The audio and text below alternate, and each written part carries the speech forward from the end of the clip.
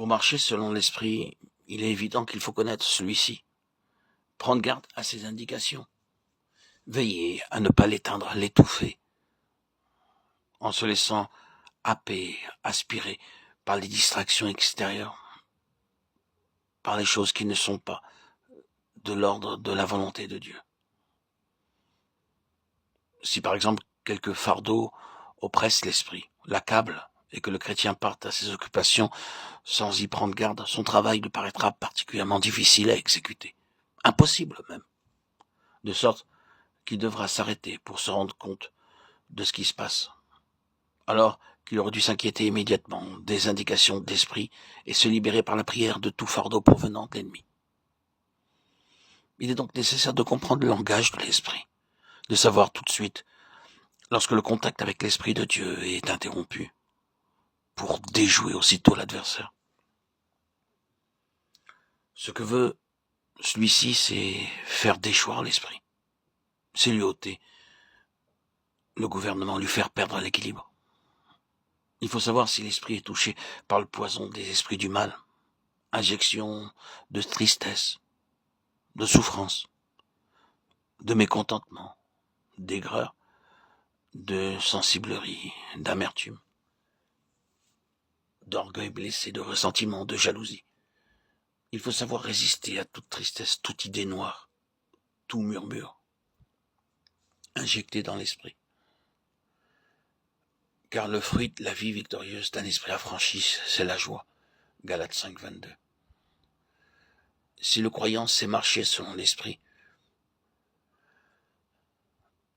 toutes ces choses, lorsqu'elles se produisent, ne peuvent plus alors manifester les œuvres de la chair. Et l'action des esprits mauvais sur l'esprit n'ont plus de pouvoir. Toutefois, elles ne tarderont pas à atteindre la chair si leur origine n'est pas discernée et si elles ne sont pas combattues énergiquement. Il faut donc veiller, être à l'affût, discerner quand ces émotions de tristesse, d'accablement, d'amertume, de ressentiment, de jalousie, de souffrance viennent à se faire jour. Et donc, une fois les avoir identifiés, il est beaucoup plus facile d'être ferme, fort à leur égard, tel un phare qui éclaire dans l'obscurité. Nous savons vers quelle direction diriger notre regard pour pouvoir les laisser s'évanouir, se dissoudre par la puissance de Christ en nous, par la puissance du Saint-Esprit, et ne pas les développer, ni les laisser s'épanouir en nous, ou prendre plus de place, ce qui étoufferait l'esprit, étoufferait notre propre vie.